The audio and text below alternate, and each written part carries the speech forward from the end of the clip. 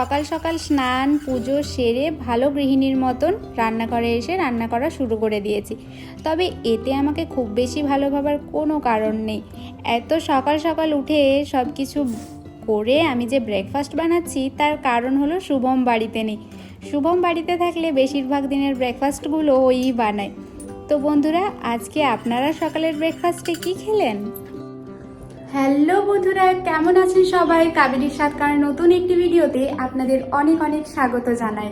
And also welcome to our sweet home. এই sweet হোমের এই যে ওয়াল হ্যাঙ্গিংটা, এটা আমার নিজের হাতে বানানো। কেমন হয়েছে একটু জানাবেন তো। ব্রেডগুলোকে আচ্ছা সে বাটারিং করে গরম প্যানে দিলাম ব্যাটাদেরকে সেকে, আর তার সাথে বানিয়ে নিলাম ধনে গুঁড়ো আর পেঁয়াজ দিয়ে আলুর পুর। শুভম যে কটা দিন বাড়িতে নেই সেই দিনগুলো আমার এই ব্রেড, ম্যাগি, চাউমিন এইসব দিয়েই চলে যাচ্ছে।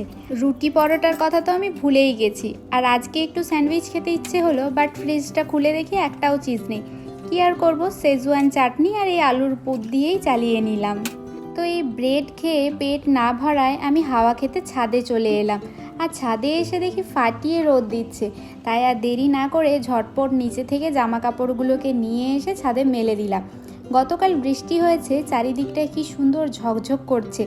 ঠিক স্নানের পর যেরকম ফ্রেশ ফিল করি আমরা, ঠিক সেরকমই লাগছে।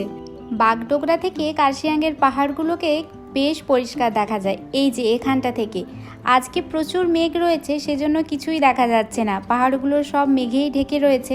তবে আজ অনেক দিন পর কিন্তু এরকম ঝলমলে রোদ দিচ্ছে, নইলে বেশিরভাগ দিনই মেঘলাই ওয়েদার থাকে। তো ভালোই হয়েছে, চলুন এরপর নিচে যাই, তার কারণ রান্নাবান্না শুরু করতে হবে।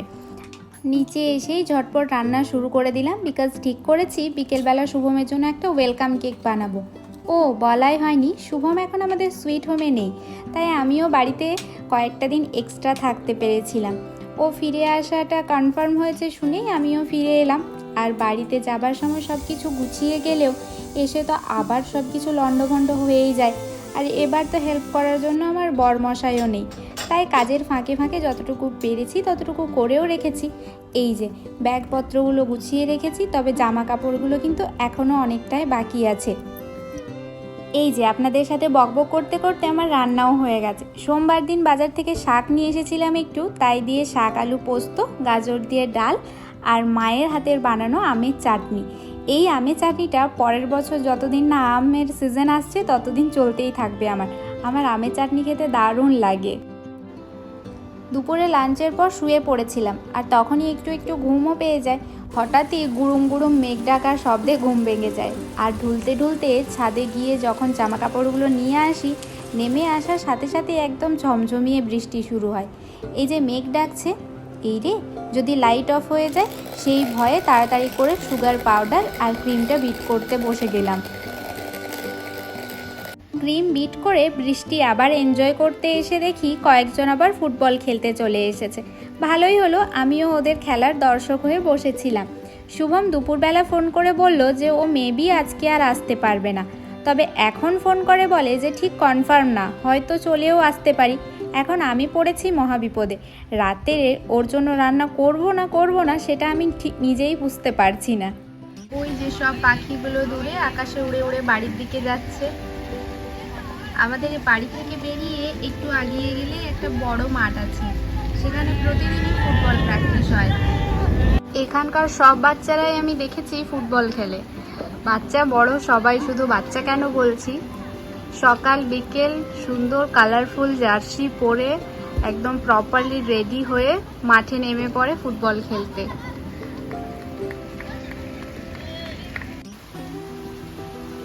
মাত্র কয়েক মিনিটের মধ্যেই একদম ঝমঝম করে বৃষ্টি পড়তে শুরু করেছে। আর বৃষ্টিটা একটু জোরেই হতেই ওই যে ফুটবল খেলছিল ওই ছেলেগুলোও বাড়ি চলে গেল।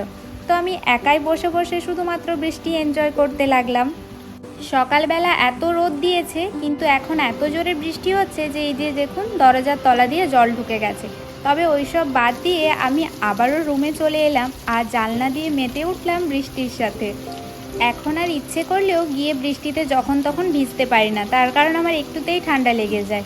তাই আমার আয়ত্তের মধ্যে এইটুকুই, বৃষ্টি পড়লে জানলা দিয়ে হাত বাড়িয়ে ভিজতে থাকবো। আর এইদিকে দেখুন কি সুন্দর টুকটুক করে জলের ফোঁটাগুলো ঝরে পড়ছে। বাড়িতে কাপড় মেলার দড়িতে বা অ্যাসবেস্টারের ধারে জল জমলেই আমি এভাবেই মুছে দিতাম সেগুলোকে, আবার জমতো আবার মুছে দিতাম। এটা করতে আমার বেশ মজা লাগতো। সময়ের সাথে সাথে আমরা বড় হয়ে গেলেও কিছু জিনিস সবসময় করতে বেশ ভালো লাগে, ঠিক যেমন এই জলের ফোঁটাগুলোকে আঙুল দিয়ে মুছে দেওয়া। এখন বৃষ্টিটা অনেকটাই থেমে গেছে আর আমি বসে বসে পাখিগুলোর কার্যকলাপ দেখছি। তবে ঠিক সেই সময় শুভম ফোন করে জানায় যে ওরা আজই আসছে, আর সেই জন্য দেরি না করে তড়িঘড়ি রান্নাঘরে এসে কেকের বেসটা বানাতে শুরু করে দিলাম। কারণ করার জন্য তো এখনও অনেক কাজ বাকি আছে, তো চলুন তাড়াতাড়ি করে বেসটা বানিয়ে নিই। তারপর তো রাতের রান্না, কেকের ডেকোরেশন, এখনও অনেক কিছুই পড়ে রয়েছে।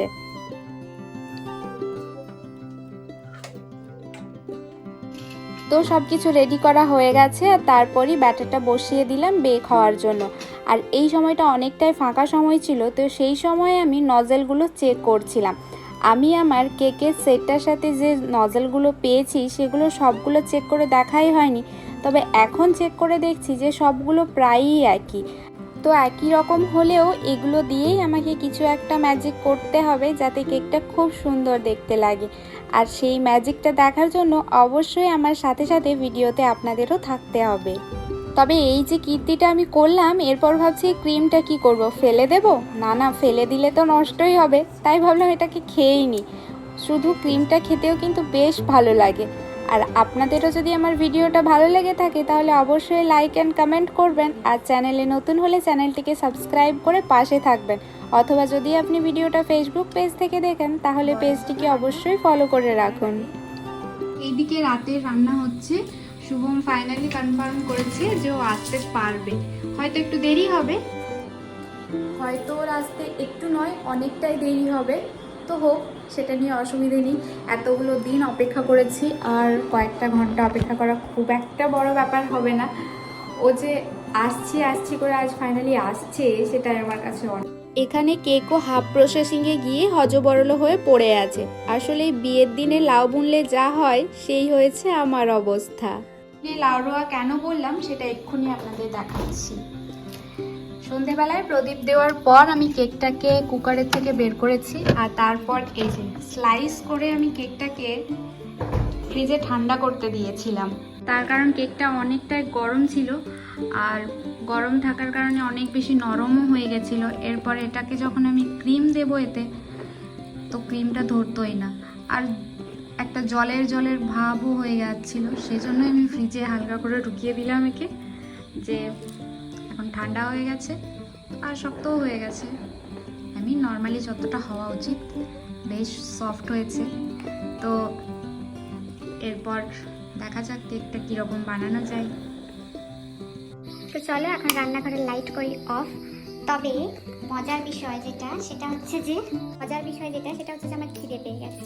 আমি নর্মালি 8টার সময় খাবার খাই, এরপর এখন বাজে 9:30। খিদে পাওয়াটা তো স্বাভাবিক, কি আর করবো, ফ্রিজে এই চকলেটটা ছিল, আপাতত এটাই আমি খাবো, আর কি করা যায়। এখানে ট্রাঙ্কটাকেই আমি লাইট দিয়ে হালকা করে ডেকোরেট করে নিয়েছি, আর তারপর সব কাজ গুছিয়ে নিয়ে ঘড়ির দিকে তাকিয়ে এখন শুধুমাত্র শুভমের জন্য অপেক্ষা। বাজে রাত্রি 12টা। এতক্ষণে ওনার সব কাজ গুছিয়ে সব কিছু সেটেল করে বাড়ি আসার সময় হয়েছে।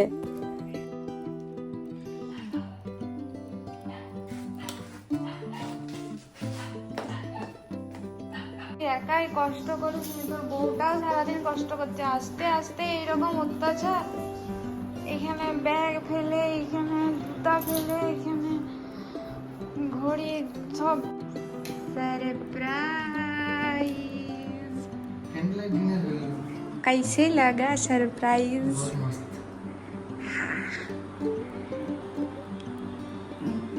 এখন তো লাইট জ্বালানো যেতে পারে কি পারে না, একবার জ্বালে। কেমন হয়েছে? ঝাকাস হয়েছে, থ্যাংক ইউ। কেকটা ডেকোরেশন কেমন হয়েছে সেটা কিন্তু অবশ্যই আমাকে কমেন্টে জানাবেন। আর যেহেতু এখন অনেকটাই রাত হয়ে গেছে, তাই শুভম বলল কেকটা আমরা কাল সকালে কাটবো। দুজনেই খুব টায়ার্ড রয়েছি, তাই তাড়াতাড়ি করে খেয়ে শুয়ে পড়তে হবে। আর আপনারাও তাড়াতাড়ি চ্যানেলটিকে সাবস্ক্রাইব করে নিন অ্যান্ড ফেসবুক পেজটিকে ফলো করে আমাদের পাশে থাকুন।